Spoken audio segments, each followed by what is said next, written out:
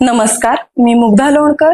Swift and Lift media group प्रस्तुत उद्योग यशोगाथा, संघर्षाचा शिखर, यशाचा आदर्श, powered by Prime Tycoon, co powered by Wardha नागरी सहकारी बँक वर्धाच्या पुढच्या भागात आपलं स्वागत आहे. एखादा बिझनेस सुरू करणं ही तारेवरची कसरत असती. त्याच वेळेला 3 बिझनेस सुरू करणं, ते सेटल करणं आणि ते यशस्वी करून दाखवणं, याच्या मागचे कष्ट तर आपण विचारायलाच नकोत. तर आज आपल्या सोबत एक अशी आसामी आहे जिने खूप लहान वयामध्ये यशस्वी उद्योजक म्हणून ओळख मिळवलेली आहे. तर आज आपल्या सोबत आहेत सम्यक अंबरनाथ गायकवाड, जे आपल्याला त्यांच्या 3 बिझनेसेस बद्दल माहिती देणार आहेत. सर, आपलं या पॉडकास्ट मध्ये स्वागत आहे. थँक्यू. आम्हाला तुमची बॅकग्राऊंड, तुमचं शिक्षण आणि तुम्ही बिझनेस मध्ये कसं यायचं हा विचार कधी केलात याबद्दल जाणून घ्यायला हवं. माझं नाव सम्यक अंबरनाथ गायकवाड. मी प्रॉपरचा लातूर जिल्ह्यातला, आणि मी लातूर जिल्ह्यामध्ये असताना त्या टायमाला लॉकडाऊन आपल्या इकडे पडलेलं होतं 2020-19च्या टाइम. बरोबर. त्या टाइम मध्ये मी भरपूर प्रयत्न केला की काही करता येईल का आपण या लॉकडाऊन या क्षेत्रामध्ये किंवा या टाइम मध्ये, की खूप वेळ जातोय आणि खूप सारा टाइम मिळतोय आणि एक संधी मिळते का आपल्याला कुठेतरी काही करण्याची. शिक्षण तर चालूच होतं, पण लॉकडाऊन यासारख्या कोविड सारख्या या महारोगामुळे आपण त्रस्त होतो. त्यामुळे आपण भरपूर वेळ घरी घालत होतो. त्याच्यामुळे काही लोकांना संधी नाही मिळत होती.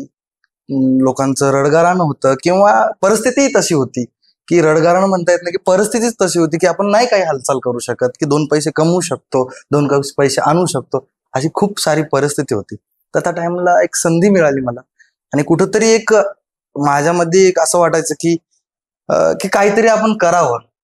शिक्षण चालू असताना, पण आता त्या टायमाला शिक्षण बंद होतं, कॉलेज वगैरे सगळे बंद होत्या गोष्टी. मध्यंतरी लॉकडाऊन थोडं शिथिल झालं. त्या टाइम मध्ये की ठरवलं की आपण काहीतरी करावं घरी रिकामं बसण्यापेक्षा.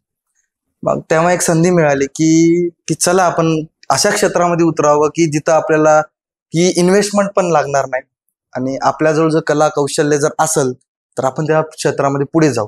पण एक आयडिया आली की स्वतःच्या मनामध्ये की काहीतरी आपण करू या क्षेत्रामध्ये किंवा कोणत्या तरी क्षेत्रामध्ये काहीतरी होईल आपलं. मग त्या टाइमला मी एक ठरवलं की आपल्याला असं एक क्षेत्र आहे म्हणलं, रिअल इस्टेट, की तिथं 0 इन्व्हेस्टमेंट आणि एकही रुपया न लावायचा, आणि आपली फक्त एक कौशल्य, आपली बुद्धी, आणि आपण जेवढं काही ताकद लावू शकतो तेवढं ते आपल्याला आउटपुट मिळू शकतं. या गोष्टीने आपण ते प्रयत्न करत होतो. तर मग मी एक संधी घेतली.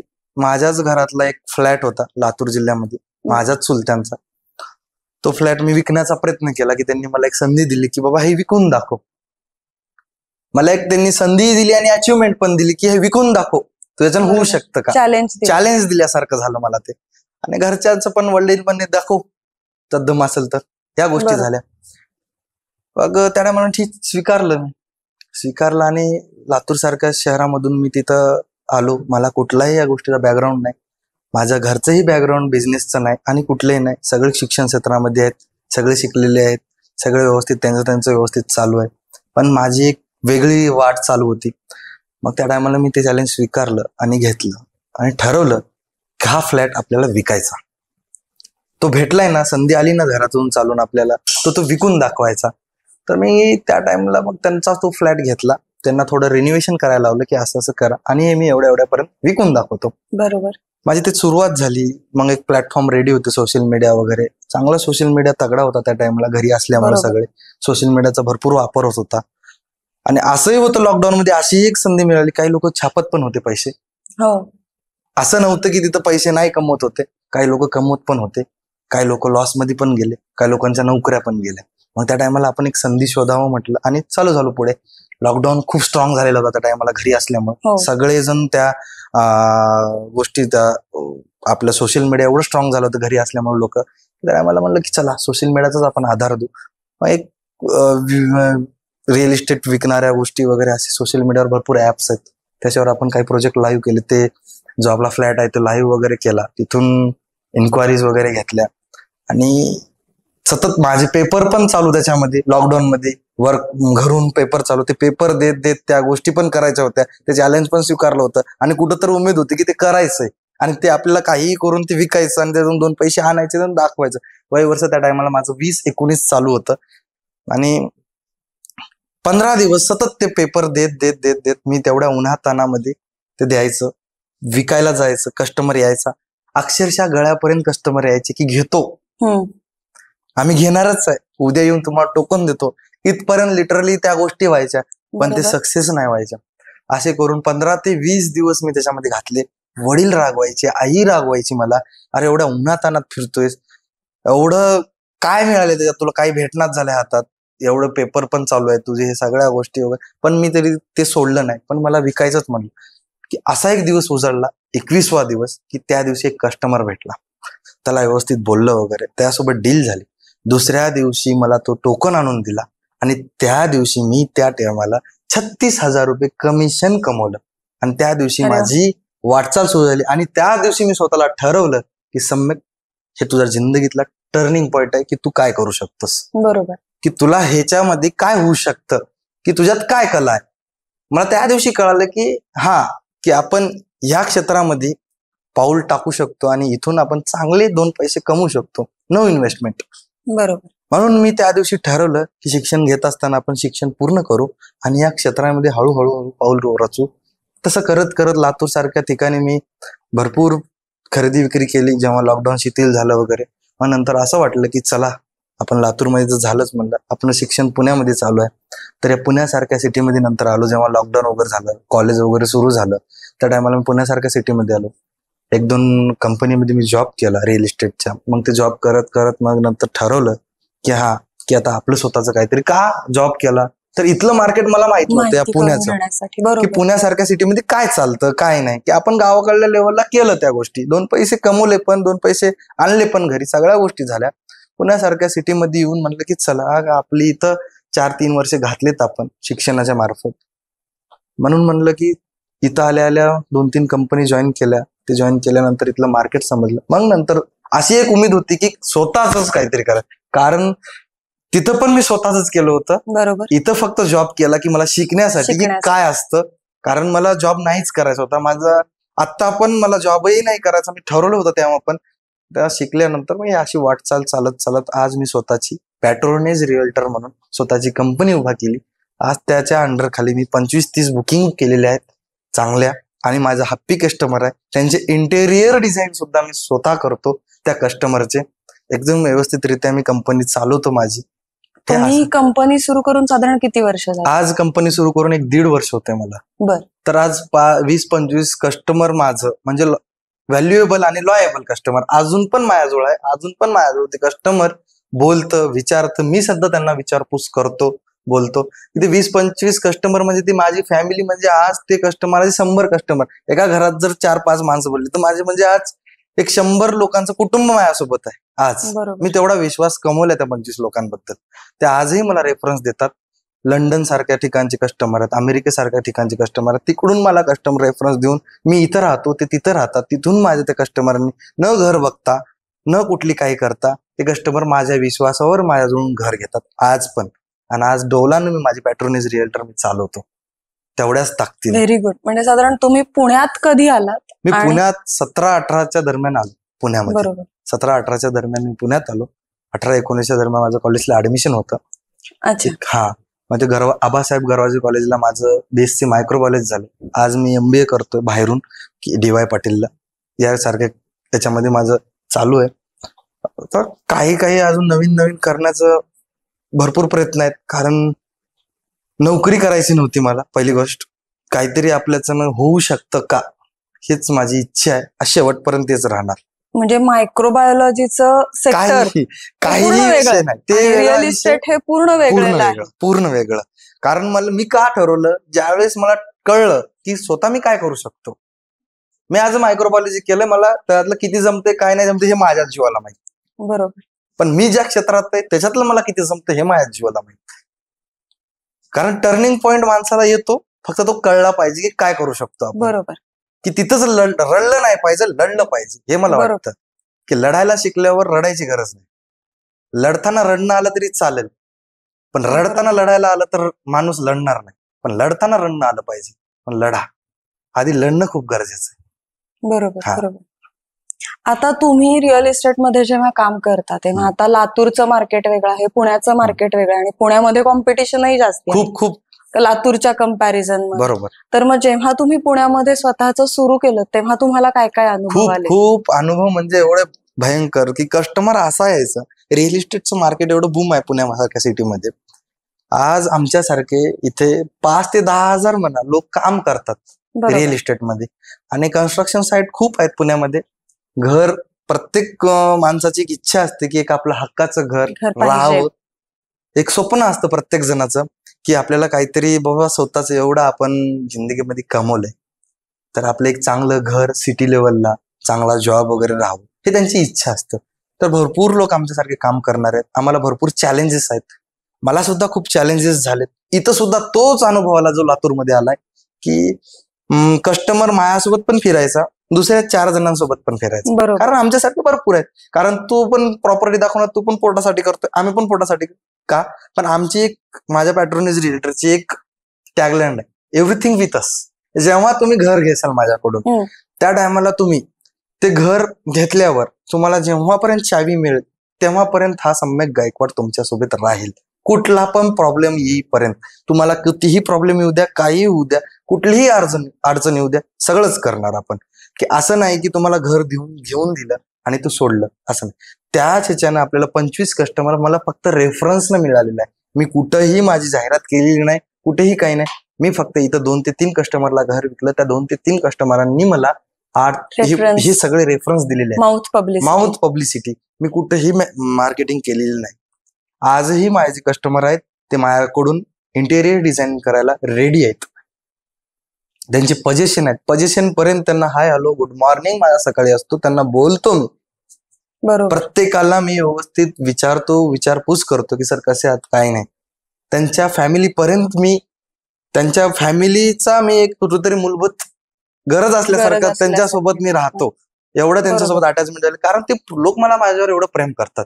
माझ्या कमी वयामध्ये मी त्यांना दाखवून दिले की बाबा मी कधीच सांगितलं नाही की माझं वय काय असतं काही नाही. पण ते आजही म्हणतात की तुमचं 28-30 वय असेल, पण माझं नाही. बरोबर. मी त्यांना आजही या निमित्ताने मी सांगू शकतो की थँक्यू, त्यांचे आभारी आहो मी. असा मी तुमचा आभार नाही म्हणू शकत. तुम्ही ते ऍक्सेप्टच नाही करणार कारण तुम्हाला मी घर घेऊन दिलं. तुम्ही काय म्हणणार की तुमच्याकडे आम्ही आलोत. बरोबर. बरोबर आहे. बरोबर. आम्ही तुमचे थँक्यू म्हणायला पाहिजे की आम्ही तुम्हाला घर, पण नाही, मी तुमचे थँक्यू म्हणतो का तर तुम्ही माझ्याकडून एक चांगली प्रॉपर्टी घेतलात आणि तुम्हाला ते पसंत पडली आणि तुम्ही सुखानं आहात, तर त्याबद्दल मी तुमचे खूप खूप आभारी आहे. या मार्फत मी त्यांना एक मेसेज देतो. बरोबर. आता तुम्ही साधारणपणे पुण्यात कुठल्या कुठल्या लोकेशनला पूर्ण पुणे मी वेस्ट कम्प्लीट करतो. वारजेपासून सुरुवात झालं तर मी तळेगाव दाभाडेपर्यंत मी काम करतो. ओके. हा, म्हणजे अजून गावभाग आणि नाही, इकडच्या साईडला मी नाही आलो अजून पण नाही आलो कारण माझे 2-3 पण दुसरे बिझनेस आहेत. तर त्या बिझनेसमुळे मला ते अजून सर्वाय नाही येते आलं. पण मी या मार्फत अजूनही मला संधी दिली तुमच्या मार्फत. तर मला खूप एखादी संधी मिळाली तुमच्या मार्फत. मला अजून 4 माणसं माझ्यासारखी लढणारी मला माणसं मिळाली. तर माझी इच्छा आहे मला कोणालाही माझ्यासोबत, मला प्रत्येक माणूस माझ्यासोबतचा मालक पाहिजे. मला प्रत्येक माणूस म्हणजे माझ्यासोबतचा जो कोणी असेल तो मालक हवा. माझ्याजवळ पर्सेंटेज घ्या आणि मालक बना. 1% का होणार, मला फक्त मालक घडवायचे, नौकर नाही. हे माझं ध्येय आहे.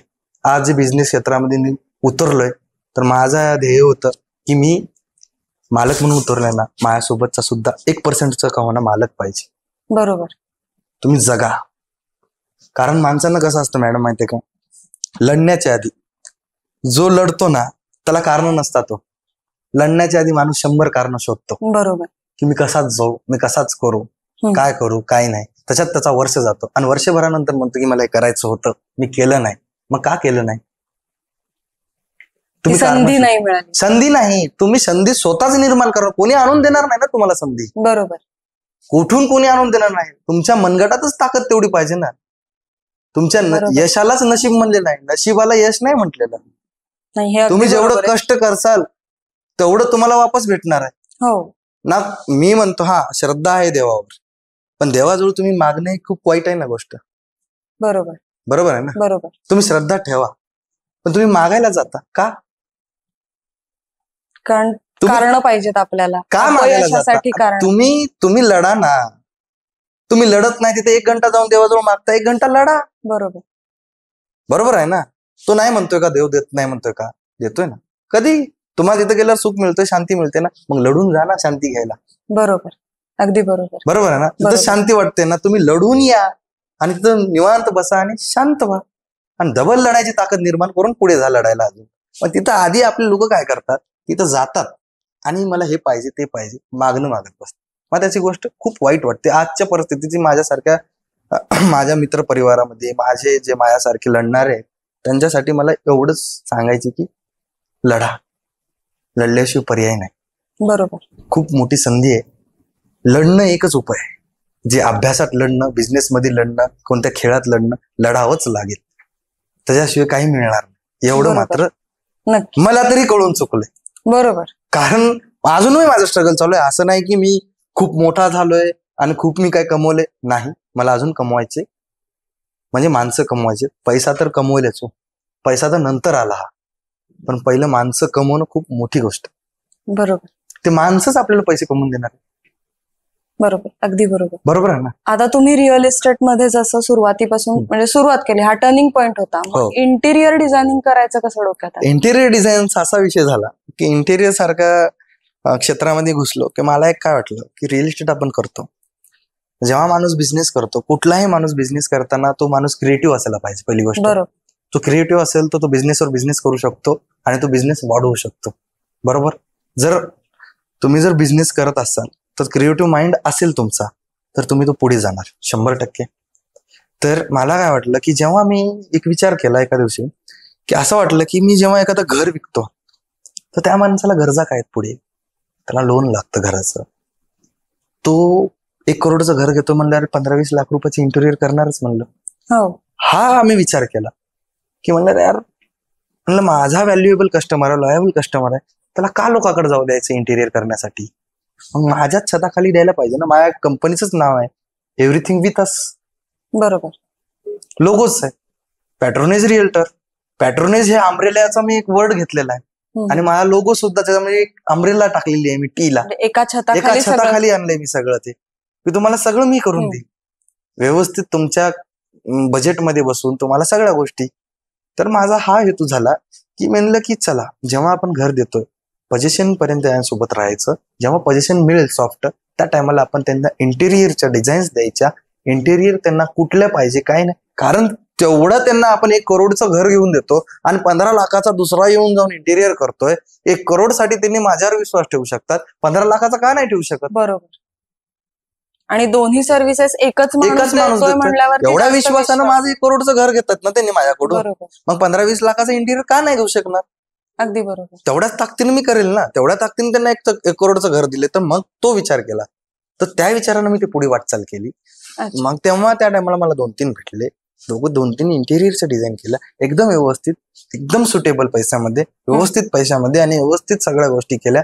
त्यानंतर मी त्या इंटेरियर सुद्धा क्षेत्रामध्ये पुढे वाटचाल करायला लागलो. मला चांगला रिस्पॉन्स मिळायला लागला. ते सुद्धा मग मला रेफरन्स द्यायला लागले आणि तिथून मग ते पण सुरुवात झाली माझी. अच्छा. हा, नंतर मग त्यांना लोन वगैरे कुठल्या लागतात, कुठल्या अडचणी आल्या काय नाही, लिटरली मी त्यांच्या घरापर्यंत फाईली घेऊन जायचो. तुम्ही नका टेन्शन घेऊ, मी घरापर्यंत पोहोचतो तुमच्या. तुम्हाला टाइम नाही ना, मी येतो. मी इथपर्यंत जायचो. का? एकटा लढायचो त्या टायमात, एकटा. आजही अजून पण मी एकटा लढतोय. मी पर्सनली लढतो. जेव्हा माझे माणसं जरी जात नसतील ना, जरी माझा माणूस पोहोचला तर मी जातो. मी स्वतः कॉल करतो. जरी माझा माणूस पोहोचला असो या नसो, जरी पोहोचला असला तरी मी कॉल करत असतो की सर हे काम झालंय का आपलं. नाही झालं असेल तर मी आहे, मी येऊ का, माझी गरज भासते का, मी तिथपर्यंत पोहोचतो तुमच्याजवळ. अच्छा. हा, म्हणजे कारण त्यांचा विश्वास मी कमवलेला आहे. बरोबर. नंतरही माणसं आलेली, माझी टीम आलेली. माझी टीम जाईल तेवढ्या ताकदीने कामही करेल. पण त्या टायमाला कधी काय होतं, कस्टमर काय करतो की अरे या माणसाकडून घेतलं, आता हा माणसं पाठवते. ते पण नको वाटतं मला की हा सर मी तुमच्यापर्यंत, तुम्हाला माझी गरज आहे का सांगा, मी येतो तुमच्याजवळ. इथपर्यंत सुद्धा जाण्याचा मी प्रयत्न करत असतो. पण ते मला म्हणतात की नाही सम्यक, तुझ्यावर आमचा विश्वास आहे, तुझा माणूस आलाय म्हणजे तुझ्यासारखाच आला, संपला विषय. हे जेव्हा बोलतात ना तेव्हा मी आहे ना, मला एवढी ताकद मिळते, ऊर्जा मिळते की ते पुढून मला ते बोलल्यावर मी अजून लढायचा प्रयत्न करत असतो त्यांच्यासाठी. बरोबर. हा, आता व्यक्ती तितक्या प्रकृती असतात, म्हणजे जेवढी माणसं तेवढे त्यांचे स्वभाव वेगळे. बरोबर. त्यामुळे खूप अनुभव येत असतील. मग कधी असा अनुभव आलाय का की एखादा माणूस खूप विचित्र आहे, मग त्याच्याशी डील करताना काही वेगळ्या स्ट्रॅटेजीज किंवा काही हे वापरावं लागतं का? कारण हा बोलणं आणि ह्याच्यावरती खरं आहे. कन्व्हिन्सिंग पॉवर वरती रिअल इस्टेटचा बिझनेस आहे. हो, येस. काय काय असे कस्टमर असतात मॅडम, कसं असतं माहितीये का, एक इगो असतो बरोबर. आणि एक मेंटॅलिटी असते. आज पैसा आहे तर सगळं आहे. हो. आज जगतोय त्या जगामध्ये अगदी आपण. अगदी एक आई वडिलाचं युग वेगळं होतं आणि आपलं वेगळं आपलं आहे. वेगळं आहे. बरोबर. जे आई वडिलांनी युग जगलेलं आहे ते खूप शिथिलतेने युग पुढे गेलेलं आहे आणि ज्या युगात आपण जगतोय झपाट्याने आपण पळतोय पुढे. पळतो. एवढे अपडेटेड आहेत. बरोबर. तर या युगाचा विचार न केलं तर आपण विचार केला तर असेही काही लोक आहेत म्हणजे ते व्यवस्थित नंतर येतात त्या लेवलला. आता समजा मला जर 5 लाख पगार असेल आणि त्यांच्या वाईफला जर 2-3 लाख पगार असेल, पेमेंट असेल, बरोबर. तर त्यांचं घर घेण्याची घर किती 2-2.5 कोटी रुपयेपर्यंत त्यांनी आरामशीर घर घेतात. अगदी बरोबर. ज्याच्याजवळ जास्त पैसा, काही माणसं ग्राउंड लेवल पडून ग्राउंड मधून वरी आलेले त्यांचा इगो वेगळा असतो. हो. बरोबर. आणि काही लोकांचा इगो काय असतो माहिती का, ते सराउंडिंग त्यांना ते बनवते. माणूस मुळात तसा नसतो, पण त्याला ते भोवतालचे लोक किंवा ते सगळं त्या वातावरणात ते जे राहतात ते तसे बनतात. बरोबर. मी माणूस म्हणून कोणाला हे नाही करत, जज नाही करत, का त्यांना ब्लेम नाही करत, पण ते बनतो आपण तसे. मग तसे बनलेलेच माणसाचे एक उदाहरण देतो तुम्हाला माझ्यासोबत घडलेला किस्सा. जेव्हा मी एक डील करायला गेलो होतो, नवीन नवीन मी जॉबला लागलो होतो, जॉब केला.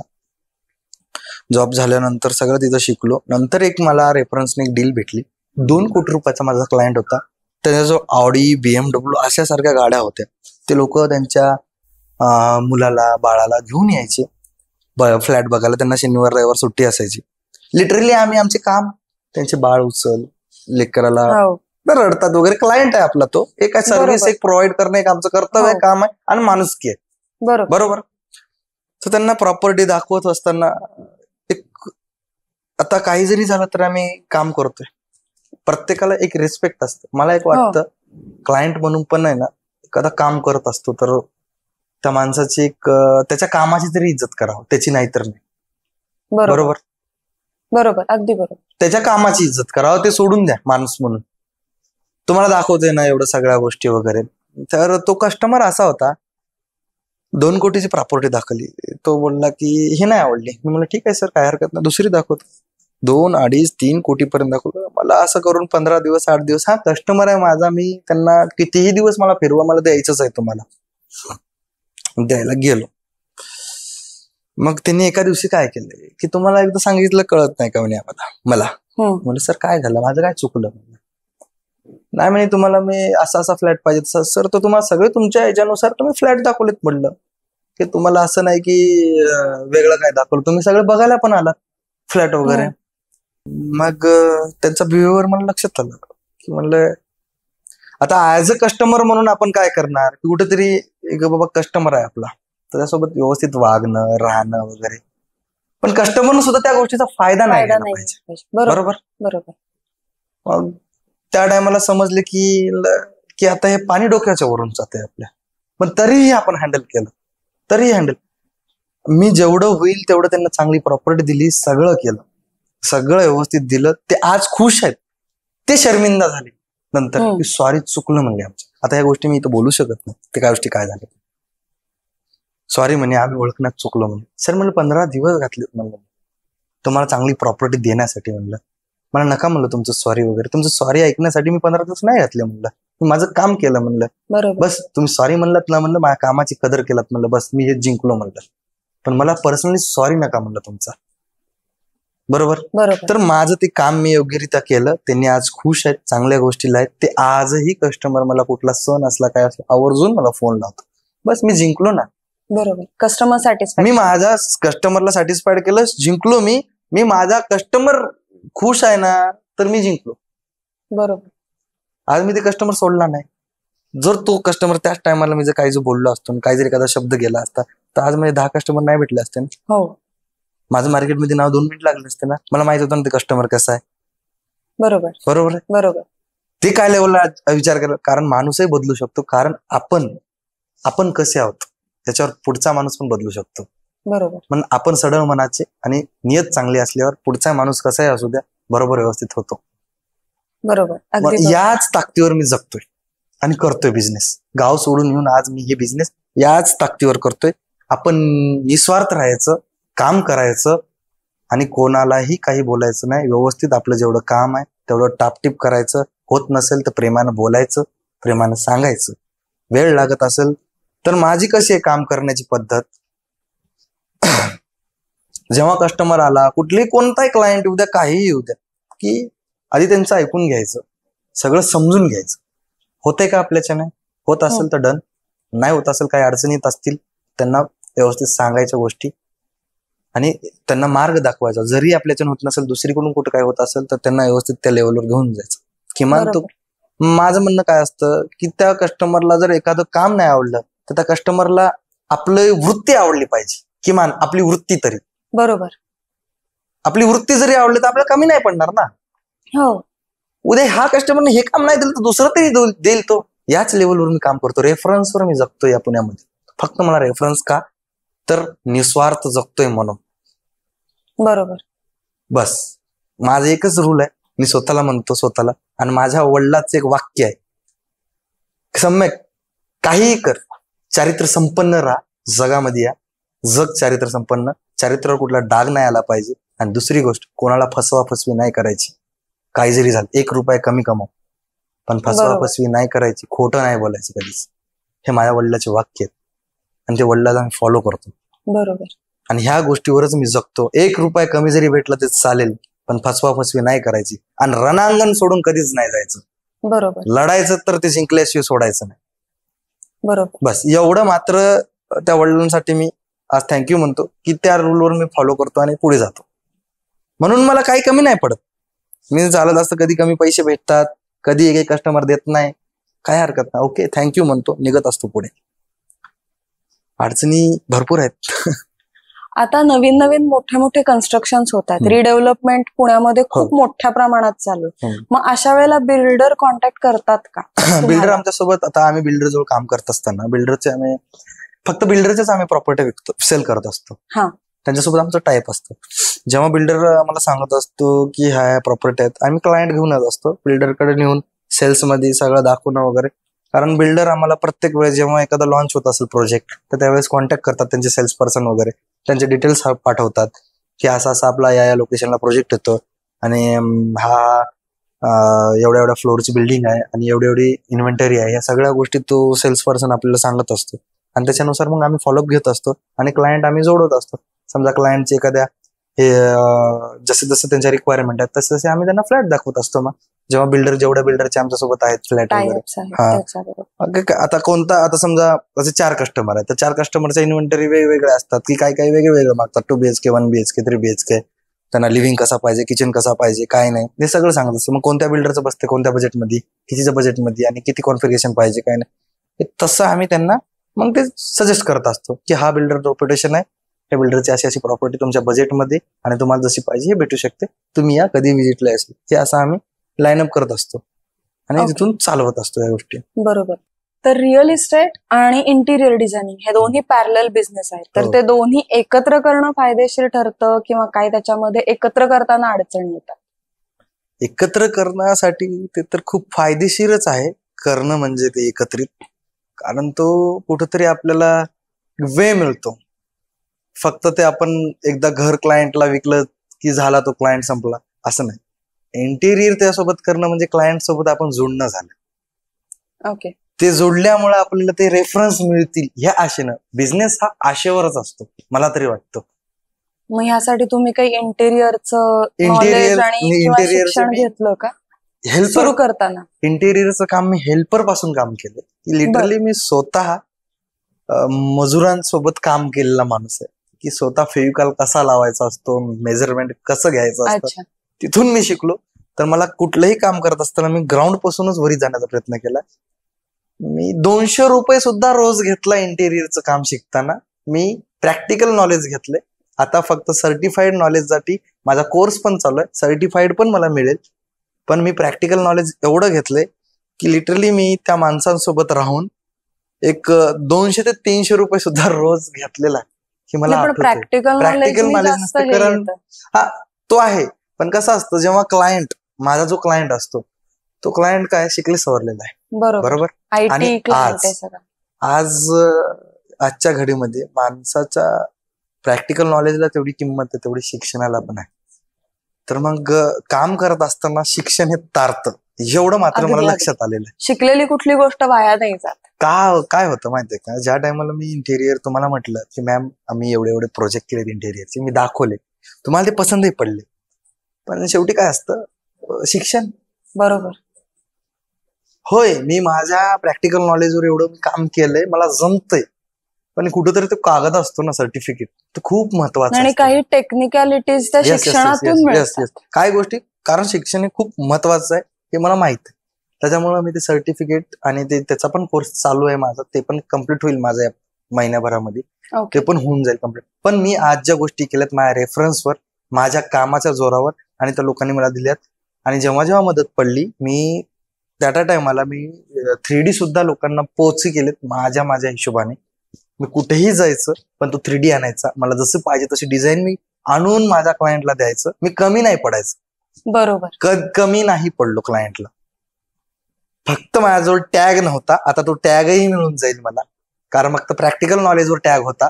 आज मी त्या सर्टिफिकेटच्या जीवावर मी ते टॅग पण घेऊन जाईल, कारण बरोबर. माझ्याजवळ ते आहे तेवढं प्रॅक्टिकल नॉलेज. मी डिझाईन व्यवस्थितरित्या, मी आजही बसलो तर डिझाईन स्वतः हाताने काढू शकतो, जा इंटेरियर डिझायनरला लाजवेल अशा. नाही, चांगलंच आहे. आता म्हणजे या दोन्ही ह्याच्यात तुमचा जम बसतोय, हे अगदी चांगलं. आता तुमचा तिसरा बिझनेस की खिचडी स्पॉट, की रिअल इस्टेट, इंटिरियर डिझायनिंग, ह्याच्यानंतर अचानक हॉटेल इंडस्ट्री का? हॉटेल इंडस्ट्रीचा असा विषय आहे, ते द खिचडी स्पॉट एक माझं एक स्वप्न होतं की मला कुकिंगची खूप आवड आहे. बर. मी घरी पण कधी पण मला खायचं वगैरे, आम्ही जेव्हा रूमवर वगैरे इथं कर्वेनगर, वारजे वगैरे पुण्यामध्ये राहायचो, तेव्हा सगळ्या पोरांना मी अग्रेसिव्ह राहायचं की बनवायला, खायला, चला काय आणायचं मी बनवणार, सगळ्याला खाऊ घालणार, म्हणजे मला आवड असते, कारण वडिलाला आवडतं, मला आवडते, घरी पण बरोबर. मला तेच करायची आवड, खायची, ते घरातूनच आलेली गोष्ट, मग त्या गोष्टी मला खूप आवडायच्या, आणि ते झालं. मग असा विषय झाला की जेव्हा मी या पुण्यासारख्या सिटीमध्ये फिरतोय, बघतोय, आणि भरपूर आमचा मराठवाड्यातला क्राऊड, मराठवाड्यासारख्या शहरातला क्राऊड ह्या पुण्यासारख्या शहरामध्ये आहे, म्हणजे आमचा मराठवाडा सगळा, आणि तिकडं जास्त रोजगार नसल्यामुळे आज पुण्यासारख्या सिटीमध्ये मराठवाड्यातले भरपूर माझे मित्रपरिवार, म्हणजे कामानिमित्त आलेले लोक, भरपूर मराठवाड्यातले लोक आहेत. तर आमच्या मराठवाड्यामध्ये ना खिचडी खूप फेमस आहे. हो. म्हणजे की ते खिचडी 20-30 रुपयामध्ये माणूस पोट भरून जेवतो, आणि एकदम काय म्हणतात ते वाक्य एक फेमस झाले, तर गरीबाला परवडणार आणि श्रीमंताला आवडणार, हे गोष्ट अशा प्रकारचं ऍक्च्युली इंडियाचं नॅशनल फूड खिचडी आहे. तेच खिचडी एवढं की आमच्या इकडे खूप आवडतं लोकांना, आणि ते कसं आहे 20-30 रुपयामध्ये पोट भरतं, आणि मनसोक्त खातात लोक, आवडीनं खातात, आणि एकदम दिवसभर कामाला जातात. तर मी एक असा सर्वे केला की मला असं वाटलं की कधी मी त्या मुकलो या पुण्यामध्ये की बाबा मला खिचडी आवडते, पण माझ्या गावची मला भेटत नाही इथं खायला, जरी मी स्वतः बनवली तर मनाला तशी होत नाही, आणि खाता पण जमत नाही. मी म्हणलं की चला की भरपूर क्राऊड आपला इथं आहे, मग एक विचार आला डोक्यामध्ये की 10 रुपयाचा वडापाव, 10 रुपये 5 रुपयाचा चहा, मोमोज सारखे बाहेरले प्रोडक्ट, या असे पिझ्झा, बर्गर ह्यासारख्या गोष्टी ब्रँड होऊ शकतात, तर माझ्या गावचं का खिचडी ब्रँड नाही होऊ शकत, हा विचार केला मी. बरोबर. नाही म्हटलं, तर आपल्या गावची खिचडी मला ब्रँड बनवायची, का नाही बनवू शकत, ते बनवायचं हे ठरवलं मी की माझ्या गावची खिचडी मी पुण्यासारख्या सिटीमध्ये माझ्या गावच्या लोकांना, इथल्या सगळ्या लोकांना मी खाऊ घालणार, आणि ते आवडीनं खातील, एवढी मला गॅरंटी आहे. मी ती गोष्ट ठाण मानली आणि करायचं म्हणलं. हिंजवडी सारख्या ठिकाणी मी गेलो राहायला, त्या क्षेत्रामध्ये भरपूर लोक मराठवाड्याचं, आणि तिथं प्रत्येक जण म्हणायचं की अरे आपल्या इकडे खिचडी भजे नाहीत, कढी नाही आपल्या इकडे, दह्याची कढी, भजे नाहीत आपल्या इकडे, खिचडी, असे खूप, म्हणजे ते आवडीनं नापोलकीचं म्हणायचं. म्हणलं की नाही, हे क्षेत्र झालं, ठरलं म्हणलं आपलं ठिकाण हिंजवडी, आणि हिंजवडी सारख्या ठिकाणी आपण खिचडीचं पहिलं दुकान आपलं टाकणार म्हणलं, आणि टाकणार. ज्या दिवशी ठरवलं तिथून एका महिन्यात खिचडी स्पॉट उभा केला की म्हणलं काहीही असो, आणि त्या नावाचा पण खूप मजेशीर किस्सा आहे द खिचडी स्पॉट. आता मला तर ते खिचडी मी असाही साधा टाकू शकलो असतो की चला काहीतरी ठेला लावणं आणि सुरू करणं. पण बरोबर. माझा मोटिव्ह असा होता की म्हणलं की ही गोष्ट जर टाकायची असली आपल्याला, त्याला ब्रँड जर करायचा असेल, त्याला नाव पण चांगलं पाहिजे, युनिक नाव पाहिजे. युनिक नाव पाहिजे म्हटलं.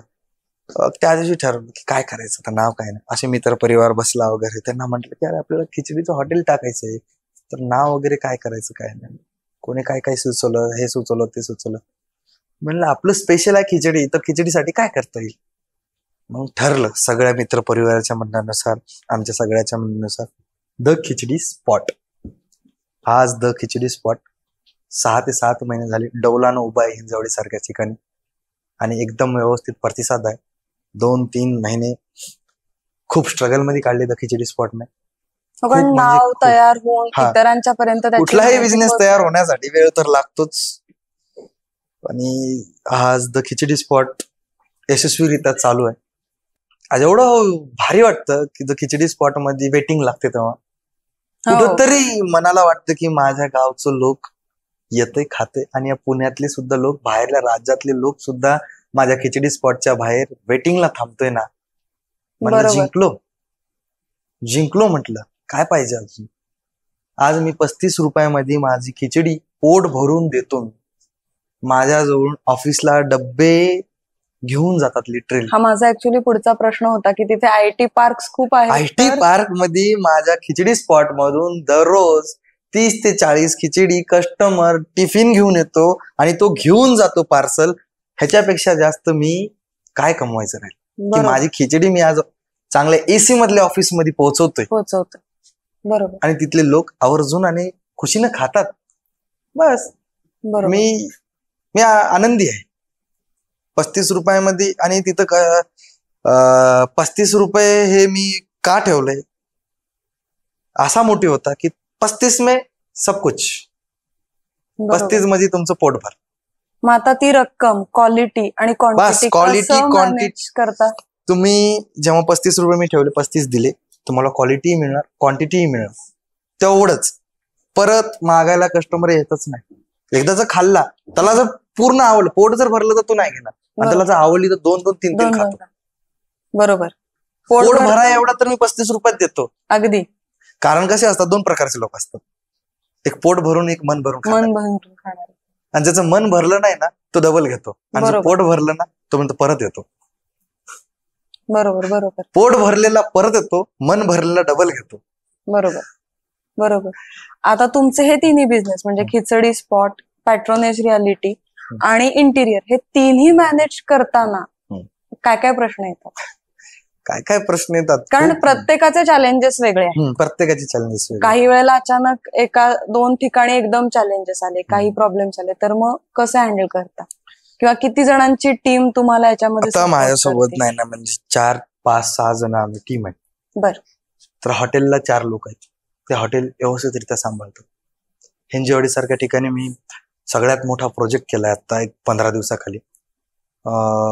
6 मजलीचं मी फूड कोर्ट उभं केलंय, अख्खं इंटेरियर मी केलंय, डिझाईन सुद्धा मी दिल्यात. हिंजवडीच्या उपसरपंचाने माझ्यावरती जबाबदारी दिली होती, शरद जांभूळकर. त्या माणसाने मला तिथं खूप मोठा सपोर्ट केलाय, आणि तेवढा मोठा माझ्यावर त्यांनी जबाबदारी पाडली, यशस्वीरित्या मी ती गोष्ट पार पाडली. आजही तो माणूस मला विचारतो, बोलतो आपुलकीनं, प्रेमाने. आज गाव सोडून येऊन मी त्या माणसाच्या हृदयात कुठंतरी स्थान मिळवले, आणि ते माणसं मला आजही प्रेमाने बोलतात. आणि खूप सुंदर असं IT पार्क मी तिथं, IT पार्क म्हणतोय, फूड कोर्ट मी उभं केलंय त्यांचं, IT 59 म्हणून. आवर्जून त्या फूड कोर्टला पण भेट द्या. खूप मोठं फूड कोर्ट आहे, आणि त्या हिंजवडीमध्ये एकमेव ते फूड कोर्ट आहे IT 59 की तसं फूड कोर्ट त्या हिंजवडीमध्ये नाही. तेवढं मोठं मी फूड कोर्ट उभं केलंय तिथं. आज एवढ्या ह्याच्यामध्ये तेवढा माझ्यावर त्यांनी विश्वास दाखवलाय. बरोबर. या क्षेत्रामध्ये, हॉटेलच्या क्षेत्रामधून मला त्यांनी पण, मी तिथपर्यंत पोहोचलो, त्या सगळ्या गोष्टी होत गेल्या, आणि आज खूप मजा येते. हिंजवाडीतले लोक पण खूप प्रेमळ आहेत, पुण्यातले पण लोक खूप प्रेमळ आहेत. आज या त्यांच्यामुळं, आणि माझा कुठंतरी काहीतरी त्यांना काहीतरी वाटत असेल म्हणून मलाही कुठंतरी त्यांनी सगळं करून आज पुढे वाटचाल चालू आहे माझी. बघू काय होतं पुढे. आता तुम्ही तर यशस्वीपणे 3 बिझनेस चालवताच आहे. आता जे नवीन ज्यांना स्टार्टअप सुरू करायचे आहेत हम्म. त्यांना तुम्ही काय सांगाल की स्टार्टअप सुरू करताना कसा सुरू करावा किंवा काय सल्ला द्याल थोडक्यात? सल्ला देण्या इतपत मी मोठा तरी नाही. तुमच्या अनुभवात माझा अनुभव, मी जेव्हा करायचं असतं तेव्हा मग करायचंच, माझं एवढं म्हणणं असतं. तुम्ही ठरवलंय ना तर लढा. माझं एवढंच म्हणणं आहे, तुम्ही ठरवलंय तर त्यासाठी आहे ना की मला एवढे चॅलेंजेस येतील.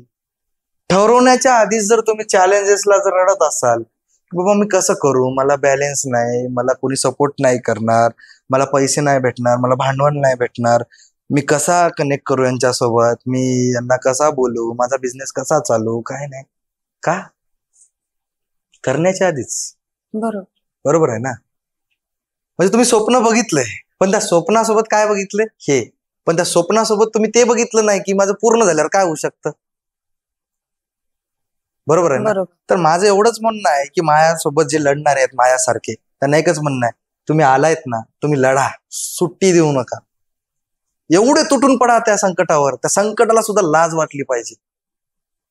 जर हारलो तर जिंकल्या इतकी ताकद मिळली पाहिजे. बरोबर, बस. हारलं तरी नाव झालं पाहिजे, जिंकलं तरी नावच झालं पाहिजे. असं हारा की नावच झालं पाहिजे, असं जिंका की नावच झालं पाहिजे. एवढी ताकद लावा, एवढे प्रयत्न करा. कारण प्रयत्न करायला कमी पडू नका. कारण माणूस इथं हारतो, जेव्हा इथं हारला ना, जेव्हा माणूस हृदयात हारल्यावर काहीच करू शकत नाही.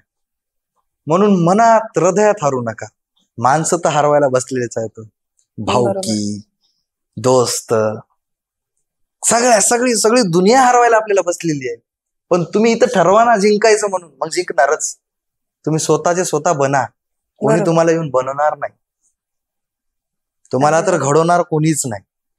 तुम्ही स्वतःचे शिल्पकार स्वतः आहात, तर स्वतःला ओळखा की मी काय करू शकतो आणि माझी एवढी ताकद आहे की बाबा मी एवढा पळू शकतो. माझं म्हणणं काय, मी माझ्या स्वप्नावर आहे ना, माझे मित्र, माझ्या घरातले हसतात. मॅडम, खोटं बोलत नाही मी, आता सरळ याच्या गोष्टीवर बोलतो. मी सरळ, मला जर कोणी विचारलं ना काय तुझं स्वप्न काय, मी म्हणतो बाबा मला एवढा एवढा मोठा माणूस व्हायचा आहे, मला 100-150 कोटी रुपये कमवायचे. हसतात. हो, हसा म्हणतो मी, हाय माझं स्वप्न. बरोबर आहे, हसा. मग हे आपले पोरांना काय वाटतं माहित आहे का, हे लोक हसतील म्हणून काय करत नाहीत का, ती 4 लोक काय म्हणतील, ते 4 लोक, अरे म्हणायला ते आहेत म्हणून तर माणसं मोठे झालेत ना, त्यांच्यामुळे तर आपण मोठे होणार ना. ते पाहिजेत ना. बरोबर, ते पाहिजेतच ना. ते हसल्याशिवाय कसे मोठे होणार आपण. अगदी. ते हसले नाहीत तर मग मोठे कसे होणार. ते हसणार झाल्यावर आपण मग इथंच बसावं लागेल. मी असा पॉझिटिव्हनेस घ्या, त्यांच्याकडून पण त्या लोकांकडून पॉझिटिव्हनेस घ्या. खूप घेण्यासारखं आहे ते पण गोष्ट. मी ते घेत आलो. हा, लिटरली मी रात्र रडत काढल्यात. मला चालता आलं नाही, झोपता आलं नाही. मी 12-12, 24 घंटे, 18 घंटे काम केलंय. त्याचं भांडवल मला नाही करायचं. हे स्ट्रगल आहे. हे तर बिझनेस करणाऱ्या माणसाला होणारच आहे.